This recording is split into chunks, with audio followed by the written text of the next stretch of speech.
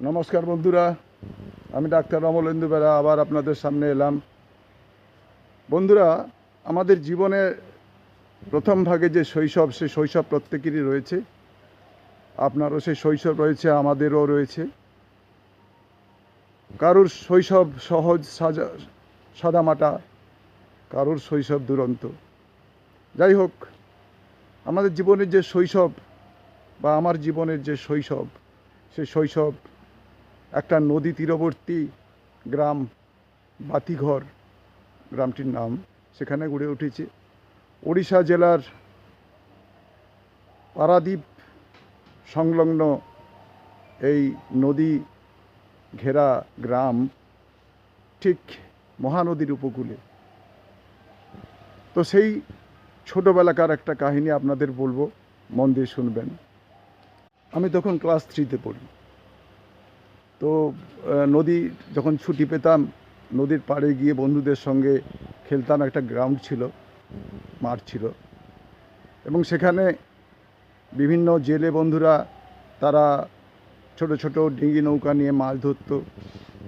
তো আমার স্বাদ হতো যে আমি একা একটা ডিঙি নৌকা চালাই, কিন্তু সেরকম সুযোগ হয়ে উঠতো না, আর সম্ভব ছিল না আমার পক্ষে।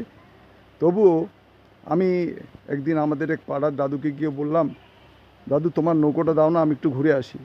দাদু তো বকাবকি করতে লাগলেন এবং আমার বাবাকে বললেন, বাবাও আমাকে বকাবকি করলেন। তো আমি মনের স্বাদ মনে পুষে রেখেছিলাম। তো একদিন দুপুরে কি করলাম, দুপুরে যখন সবাই ঘুমিয়ে আছে, বাবা মা আমার কাকা এরা যখন সবাই ঘরে ঘুমিয়ে আছে, আমি আস্তে আস্তে করে বেরিয়ে সেই দাদুর বাড়িতে গেলাম। দাদুর বাড়ির থেকে তার ছোট নৌকো চালানোর যে হাল, সেটাকে চুরি করে আমি তার নৌকোর কাছে চলে গেলাম। তখন জোয়ারের সময় পুরো জোয়ারের জল নদীতে ঢুকছে। নদীটা প্রায় বড় নদী, এপাশ থেকে ওপাশে যেতে ভয় করবে। দেখা যাচ্ছে ওপাশের পাড়, তবুও আমি কি করলাম, ছোট ডিঙিটাকে আস্তে করে জলে ঠেলে নামিয়ে দিয়ে তার উপর চড়ে বসলাম, এবং সেই নৌকা জোয়ারের জলে ভাসতে লাগলো।